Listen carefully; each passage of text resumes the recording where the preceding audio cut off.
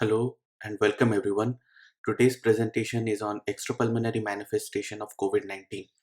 We'll look into the various manifestations and the specific management of these problems.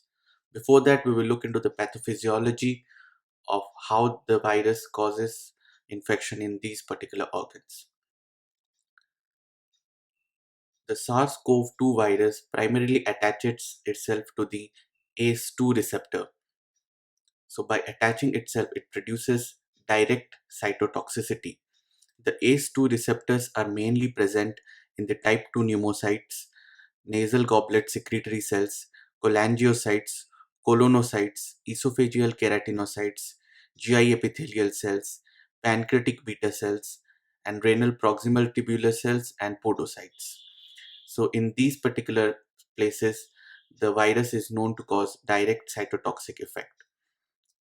Apart from this, it also attaches itself to the receptor and produces endothelial inflammation, resulting in endothelial cell damage and thromboinflammation.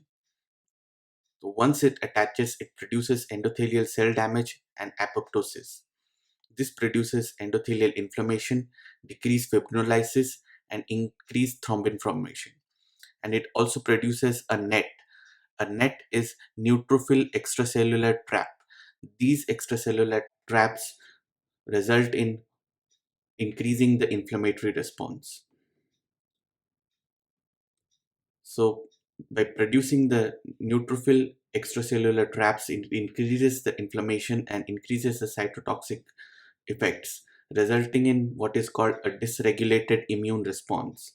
This is primarily manifested by T cell lymphopenia, inhibition of interferon signaling by the SARS-CoV-2, a hyperactive innate immune response, resulting in what we know now as a cytokine release syndrome. Apart from these three mechanisms, it also produces a dysregulation of RAS. This results in tissue injury or remodeling, inflammation, vasoconstriction, and increased vascular permeability. Now let's see how these affect the various organs.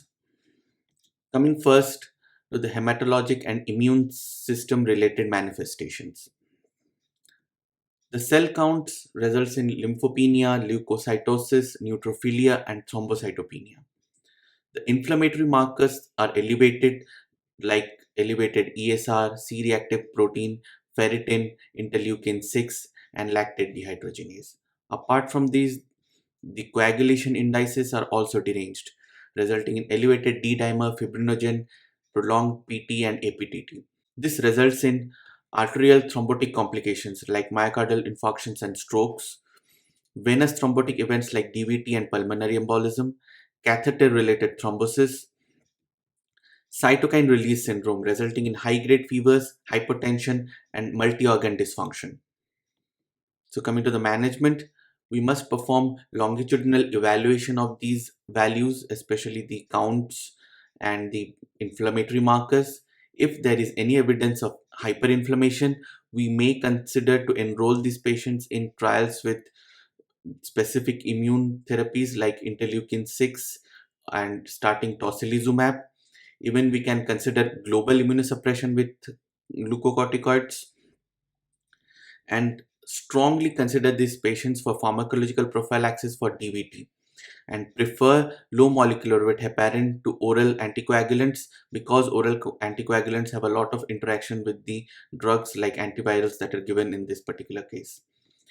Apart from this, consider extended thromboprophylaxis up to 1 month. Now, the cardiovascular manifestations, the patients mainly present with myocardial ischemia, MI type 1 and 2, myocarditis, arrhythmias, cardiomyopathy. This can be biventricular or even just right ventricular or cardiogenic shock. The management remains essentially the same, but specific to COVID 19 is do not routinely discontinue ACE inhibitors or ARBs. Always perform a ECG because it will help you in guiding your QTC and giving various drugs. Utilize non-invasive hemodynamic assessment and measure lactates, troponins, and BNPs. And consider point of care ultrasound to assess regional wall motion abnormality to help distinguish type 1 MI from myocarditis. Now, the renal manifestations: acute kidney injury, electrolyte abnormalities, proteinuria, hematuria, metabolic acidosis, and clotting of the extracorporeal circuits used for RRT. Management is evaluation of urine analysis and protein to creatinine ratio. Consider co-localizing these patients who require RRT, individualize the fluid balance strategies, and it is always better to prefer continuous renal replacement therapy in patients who have ARDS. Now coming to the gastrointestinal manifestations, patient predominantly present with nausea, vomiting, diarrhea, abdominal pain, anorexia. In rare cases, there can be mesenteric ischemia or GI bleed. Management is always considered COVID-19 as a differential diagnosis if patient presents with these symptoms, especially during this pandemic. Use diagnostic endoscopy only for urgent therapeutic reasons. Monitor hepatic transaminases longitudinally. Avoid additional diagnostic tests for aminotransferase elevation less than 5 times the upper limit, unless there are additional features like hyperbilirubinemia, right upper quadrant pain, or hepatomegaly. Now, endocrine manifestations: there is hyperglycemia, ketoacidosis, including in patients who do not have a diagnosed diabetes prior. Euglycemic ketosis, severe illness in patients with pre-existing diabetes and obesity. Management is considered to check serum ketone in patients with hyperglycemia. Consider alternative protocols for subcutaneous insulin. Measure HbA1c in patients without a known history of diabetes.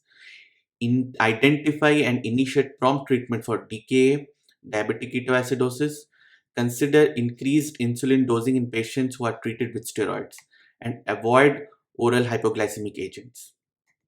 Now, neurological and ophthalmic manifestations: these are headache, dizziness, anosmia, ageusia, anorexia, myalgia, fatigue.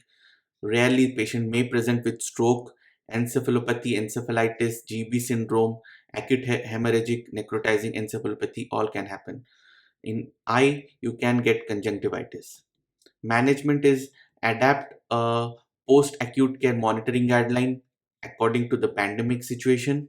Use remote video evaluation wherever possible for hospitalized patients.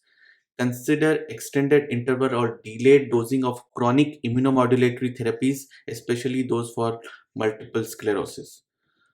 Monitor closely for changes in baseline symptoms and promptly evaluate any change in neurological exam of a hospitalized patient. Thank you for your patience, and check our website for further information.